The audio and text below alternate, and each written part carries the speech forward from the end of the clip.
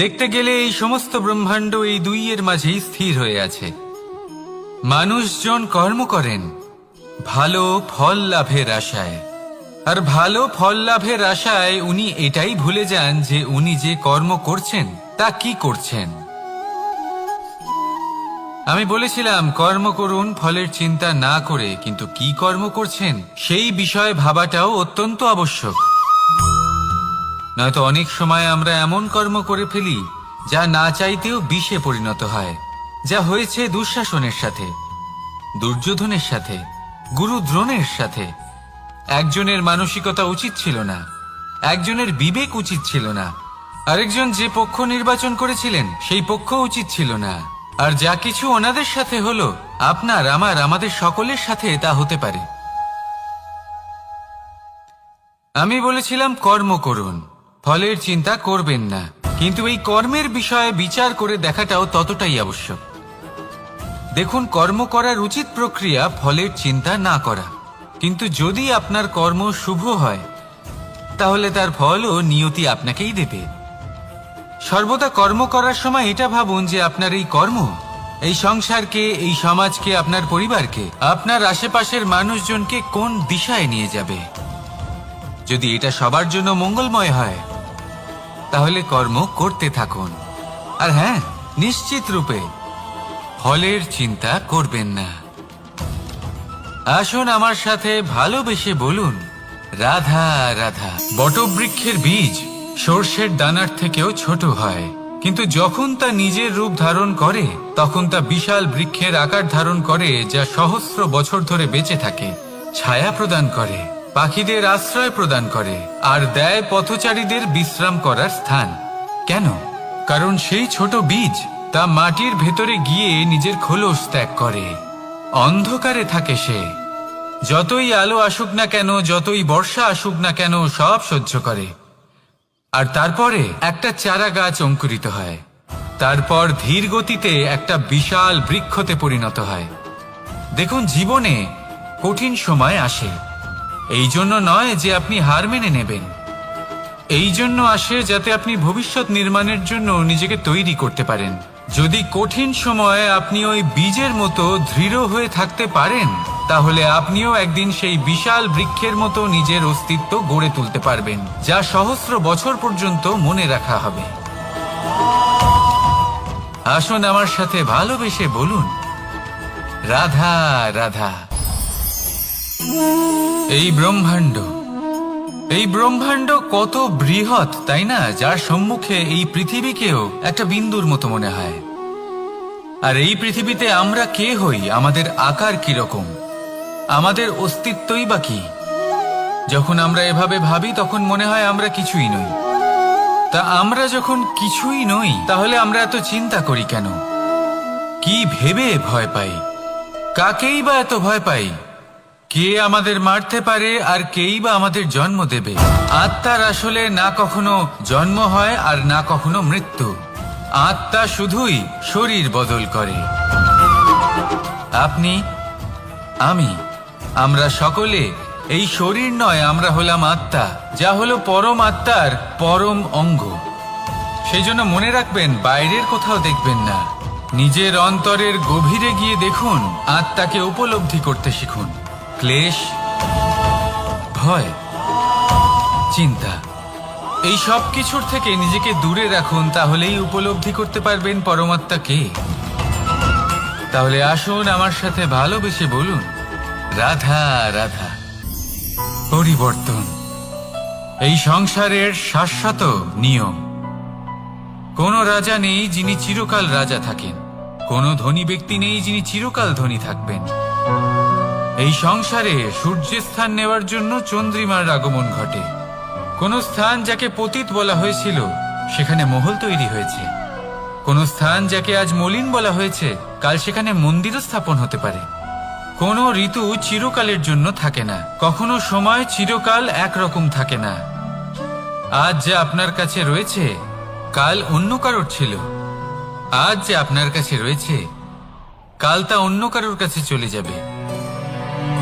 আপনার সাথে কিছু থাকলে তা হলো আপনার কর্ম, কিন্তু সেই কর্মের পরিণামও আপনার নয়। আপনি শুধু কর্ম করুন, বাকি সবকিছুই পরিবর্তনশীল।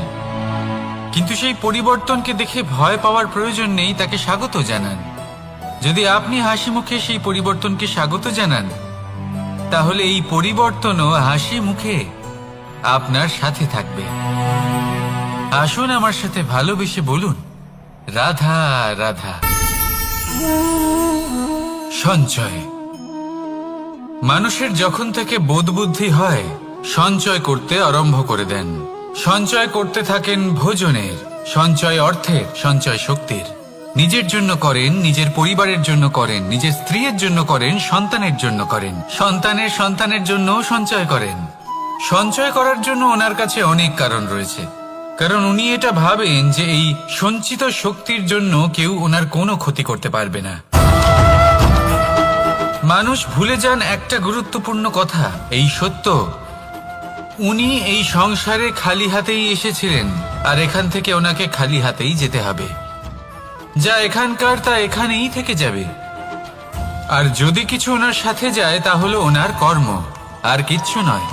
তাই যদি কিছু অর্জন করতে চান, তাহলে শুভ কর্ম অর্জন করুন, আত্মশক্তি অর্জন করুন, কারণ পরলোকে এটাই হবে আপনার সম্পত্তি। তাহলে কি এটা আপনি অর্জন করতে চান না? আসুন আর আমার সাথে ভালোবেসে বলুন, রাধা রাধা। সদিচ্ছা।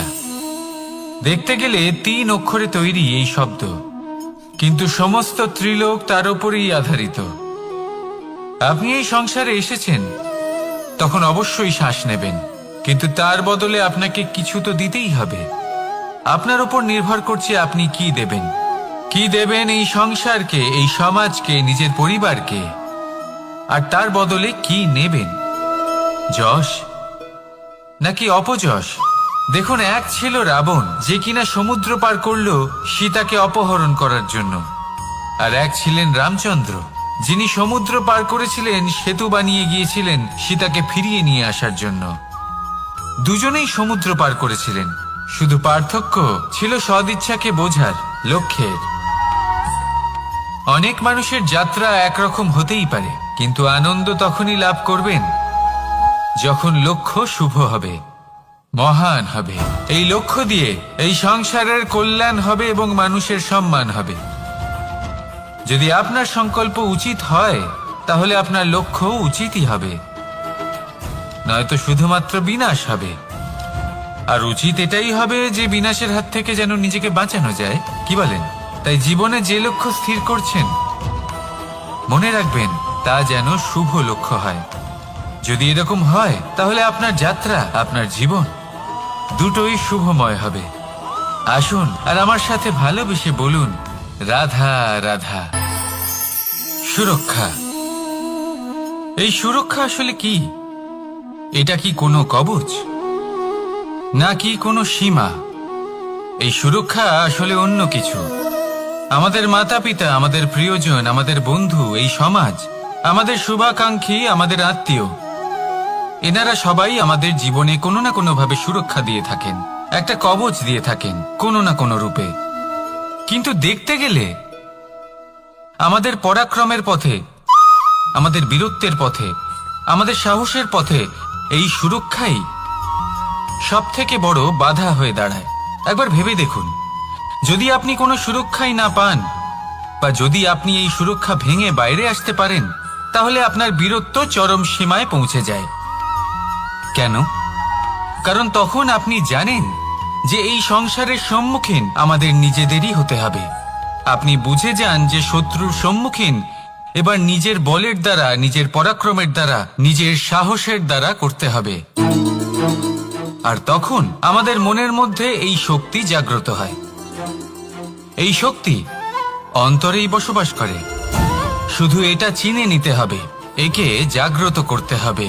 আর এটা সুরক্ষা ভেঙে যাওয়ার পরেই সম্ভব হয়। আর যারা নিজের শক্তি সম্পর্কে জানেন,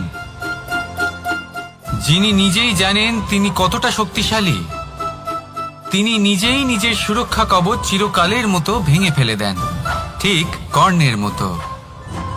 আর তারপরে দেখুন আপনার পরাজয় হোক বা বিজয়ী হোক না কেন, সেটাই অনেক বড় হয়, সেটাই প্রশস্ত হয়ে থাকে। সেই জন্য ত্যাগ করুন নিজের ভয়কে, নিজের আশেপাশের এই সুরক্ষা চক্রকে ভেঙে ফেলুন, আর সম্মুখীন হন এই সংসারের নিজের শত্রু সম্মুখীন হন। পরাক্রমের এই অঙ্কুর, তা অঙ্কুরিত হওয়ার জন্য বীজের উপরের এই কবচ, এটা ভেঙে যাওয়া অতি আবশ্যক। আসুন আমার সাথে ভালোবেসে বলুন, রাধা রাধা। যখন আমরা হাঁটতে থাকি আর আমাদের পায়ে কাঁটা বিঁধে যায়, তখন মুখ দিয়ে আহ বেরিয়ে আসে, কান্না চলে আসে, আর অনেক সময় অভিশাপও বেরিয়ে আসে। কিন্তু আমরা কি কখনো এটা এইভাবে দেখেছি, এইভাবে ভেবেছি যে আমরা যে পথে চলেছি সেই পথে কাঁটা বিঁধেছে, নাকি আমরা সেই পথ নির্বাচন করেছি যাতে শুধুই কাঁটা রয়েছে?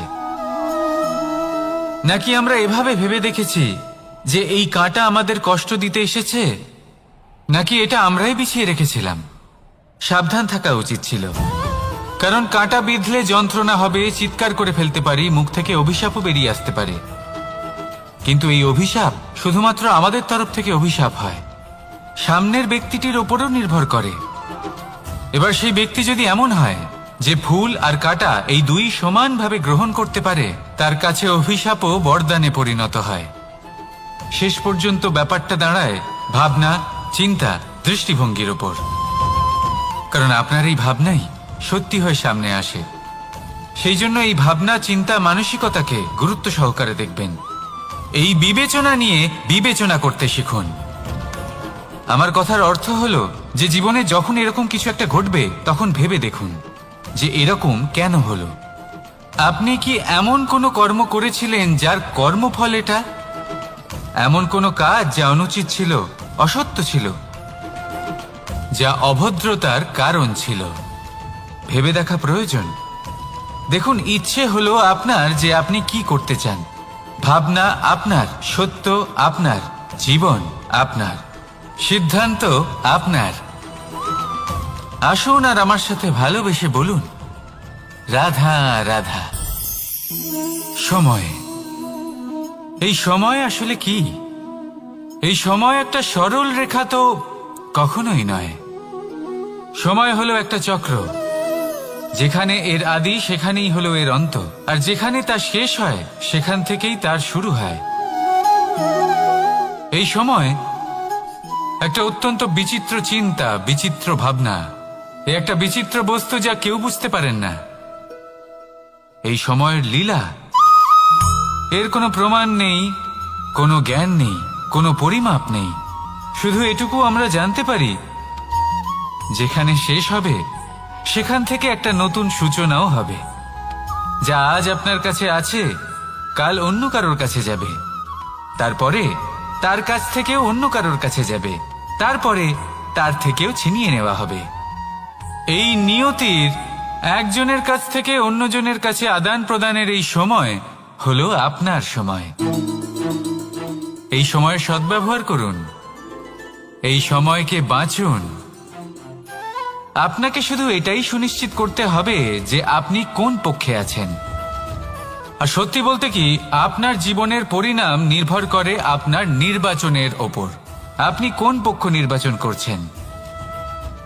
তাহলে মনে রাখবেন, জীবনে সেই পক্ষই নির্বাচন করবেন যা চয়ন করার পরে আপনি সুখ অনুভব করবেন, আপনি সন্তোষ লাভ করবেন, প্রসন্নতা লাভ করবেন। আর আমি এটাই সুনিশ্চিত করব যে এই পক্ষ যেন শান্তির পক্ষ হয়, এই পক্ষই যেন প্রেমের পক্ষ হয়। তাহলে চিন্তা করবেন না, আর আসুন আমার সাথে ভালোবেসে বলুন, রাধা রাধা।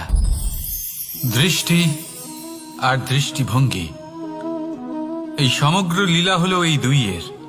বিচিত্র হতে পারে, কিন্তু এটাই সত্যি। এবার আপনাকে একটা উদাহরণ দিয়ে বোঝাই।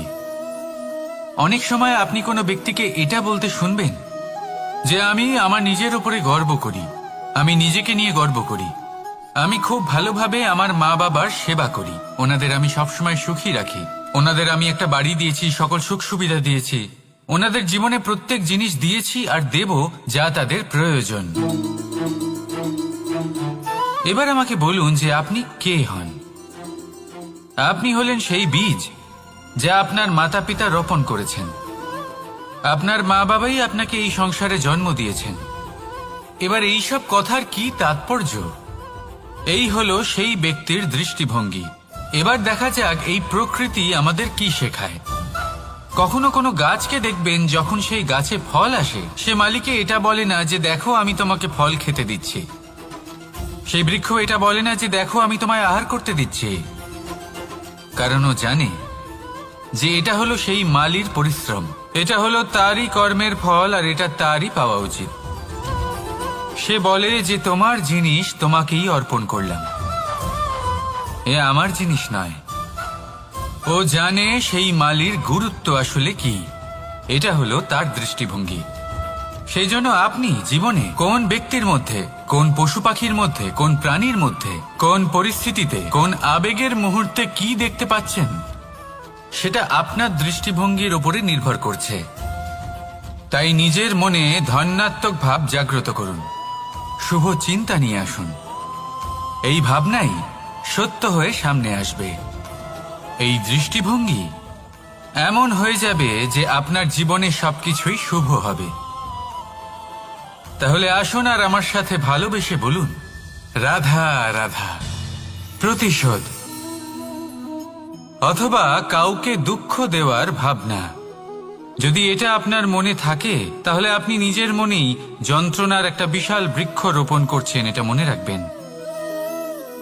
কারণ কাউকে দুঃখ দেবার এই ভাবনা, এটা হলো সেই বীজ যা আপনার মনেই পতিত হবে, আপনার মনেই অঙ্কুরিত হবে, আর আপনার মনেই একটা বিশাল বৃক্ষরূপে বেড়ে উঠবে। জীবন আপনার, কর্ম আপনার, কাউকে দুঃখ দেবার ভাবনা আপনার ছিল, এই বৃক্ষ হলো আপনার, তাই এর ফলও আপনিই পাবেন, যা গ্রহণও আপনাকেই করতে হবে। মনে রাখবেন, যে মানুষ এটা ভাবে যে আমি ওকে দুঃখ দেব, ওকে কষ্ট দিতে চাই আমি, সেই মানুষই দুঃখ আর কষ্ট পেয়ে থাকে। যদি সেই জায়গায় আপনি এটা ভাবেন যে আমি কাউকে সুখী করে তুলতে চাই, কাউকে সুখ প্রদান করতে চাই, তাহলে তারও বীজ আপনার মনেই রোপণ হবে, বৃক্ষে পরিণত হবে, যার ফলও আপনিই পাবেন। এখানে বিষয়টা হলো শুধু মানসিকতার চিন্তা, যা সত্য হয়ে আপনার সামনে আসে। তাহলে এই মানসিকতা শুভ করুন, সবার জন্য মঙ্গল কামনা করুন। অন্যের মনে আপনার জন্য ভালো চিন্তা থাকুক বা না থাকুক, আপনি সবার জন্য শুভ চিন্তা করে কর্ম করতে থাকুন, তাহলে আপনার সাথেও ভালোই হবে। তাহলে আসুন আর আমার সাথে ভালোবেসে বলুন, রাধা রাধা। সুখ আর অভিজ্ঞতা, এই দুই জীবনে একসাথে কখনোই আসে না। মনে রাখবেন, যেখানে সুখ থাকে সেখানে অভিজ্ঞতা থাকে না, আর যখন এই সুখ আমাদের জীবন থেকে দূরে চলে যায়, তখন আমাদের জীবনে আসে এই অভিজ্ঞতা। পরমাত্মা, প্রকৃতি, নিয়তি এই অভিজ্ঞতাকে আমাদের জীবনে পাঠান, যাতে আমরা একটা অত্যন্ত গুরুত্বপূর্ণ শিক্ষা, একটা জ্ঞান প্রাপ্ত করতে পারি। এই অভিজ্ঞতা আমাদের শেখায় যে অতীতে এমন কি হয়েছিল যা আমাদের করা উচিত হয়নি। আমাদের শেখায় ভবিষ্যতে এমন কি আছে যা আমাদের করা উচিত আর কি করা উচিত নয়। দেখতে গেলে এই অভিজ্ঞতা আমাদের সেই শিক্ষা দেয় যার জন্য আমরা সুখের দিকে উচিতভাবে অগ্রসর হতে পারি। সেই জন্য জীবনে যখনই দুঃখ আসবে, দুঃখের এই সময় আসবে, তখন হতাশ হবেন না। বোঝার চেষ্টা করুন এই পরিস্থিতি কেন এসেছে, কি শিক্ষা দিতে এসেছে। যদি আপনি সেই জ্ঞান লাভ করেন, সুখের পথে অগ্রসর হন, তাও উচিত রূপে, তাহলে এই অভিজ্ঞতার উদ্দেশ্য পূরণ হয়ে যায়। তাহলে আসুন আর আমার সাথে ভালোবেসে বলুন, রাধা রাধা। জীবনে শিখরে পৌঁছানোর জন্য মানুষের কি প্রয়োজন হয়ে থাকে? সিঁড়ির। কিন্তু তাও প্রত্যেক মানুষ, প্রত্যেক ব্যক্তি শিখরে পৌঁছতে পারেন না। এর কারণ কি? কারণ একটা হতে পারে যে মানুষ কল্পনা করতে থাকেন কিন্তু সিঁড়ি খুঁজে পান না। কিছু মানুষ খুঁজে নেন কিন্তু তা পেয়ে এতটাই প্রসন্ন হয়ে যান যে তারপর আর কোনো কর্মই করেন না। খুব সোজা ব্যাপার। অনেক মানুষ সিঁড়ি খুঁজে পান না, আর যদি পেয়েও যান তাও যতক্ষণ না তাতে চড়ছেন সেই শিখরে পৌঁছবেন কি করে? যতক্ষণ না আপনি পরিশ্রম করছেন, যতক্ষণ না সেই সিঁড়িতে আপনি চড়ছেন, যতক্ষণ না ক্লান্ত হচ্ছেন, আপনার পায়ে হাঁটুতে ব্যথা না হচ্ছে, ততক্ষণ এই শিখরে পৌঁছানোর সৌভাগ্য লাভ করতে পারবেন না।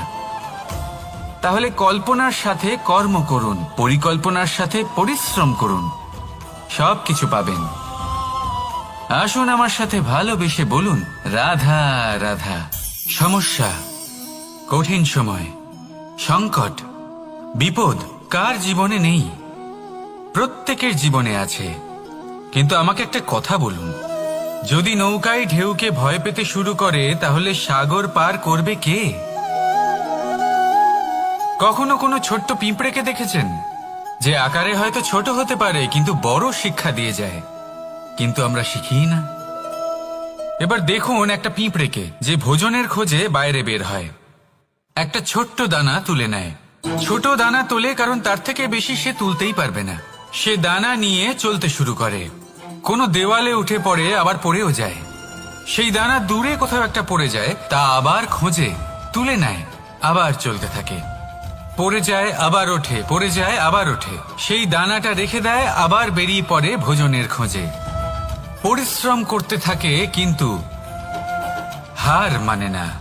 এই শিক্ষাই তো আমাদের প্রাপ্ত করতে হবে। নিরন্তর পরিশ্রম আর নির্ভীক হয়ে কর্ম করে যেতে হবে।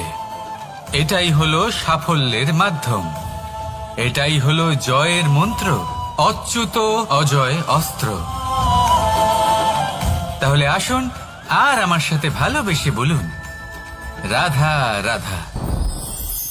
আমরা সকলে চাই আমাদের জীবনে সাফল্য আসুক। আমরা চাই যে এই সংসারে আমাদের খ্যাতি ছড়িয়ে পড়ুক। আমরা চাই যেন আমরা আলোচিত হই। কিন্তু শুধু চাইলেই কি যায় আসে? যদি এই সংসারে আলোচিত হতে হয় তাহলে পরিচিত হতে হবে পরিশ্রমের দ্বারা। যতক্ষণ না আপনারা পরিশ্রমের সাথে পরিচিত হবেন, সাফল্যের সাথে পরিচিত হবেন না। সংঘর্ষ করতে হবে প্রতিদিন, প্রতি বছর। জীবনের সব পরিস্থিতিতেই হয়তো নতুন নতুন বাধা আসবে, নতুন নতুন বিঘ্ন ঘটবে। কিন্তু এটা আবশ্যক নয় যে সমস্ত বিঘ্ন বিনাশের জন্য আসবে। কিছু বিঘ্ন আপনার পথ প্রশস্ত করার জন্য আসবে, আপনার পথ পরিষ্কার করার জন্য আসবে। যদি আপনাকে উদাহরণ দিই, যখন বন্যা আসে, বাড়ি ঘর ভেসে যায়, তখন আমরা হতাশ হয়ে পড়ি, আমরা দুঃখী হয়ে পড়ি। কিন্তু সেই বন্যাই আমাদের সেই ধরিত্রীকে এত উর্বর করে তোলে যে সেই উর্বর অংশ কাজে লাগিয়ে আমরা সেরকম আরো 10টা বাড়ি বানাতে পারি। তাহলে ধন্যাত্মক থাকুন আর যে কোনো সংঘর্ষের জন্য প্রস্তুত থাকুন।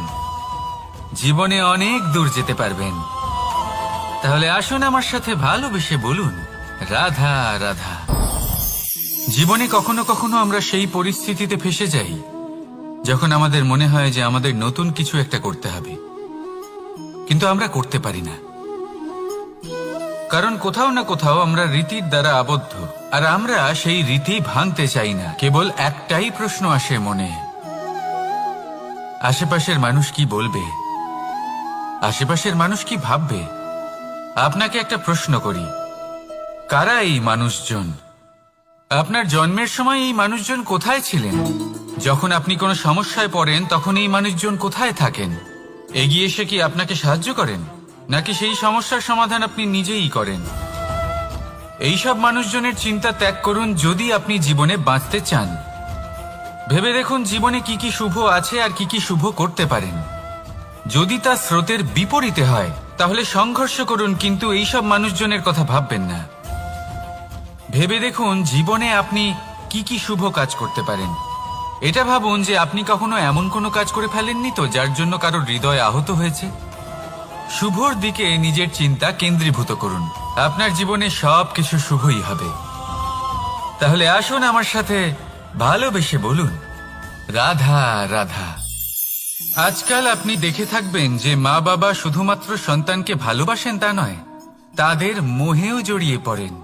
বিদ্যালয়ে যখন পাঠান তখন সমস্ত সুযোগ সুবিধা দিয়েই পাঠান। চেষ্টা করেন যে সবসময় যেন সন্তান তাদের চোখের সামনেই থাকে। কিন্তু ভুলে যান এক অত্যন্ত গুরুত্বপূর্ণ কথা, যে সন্তানকে এক নতুন দৃষ্টিভঙ্গি দেওয়াই হলো ওনাদের কর্তব্য।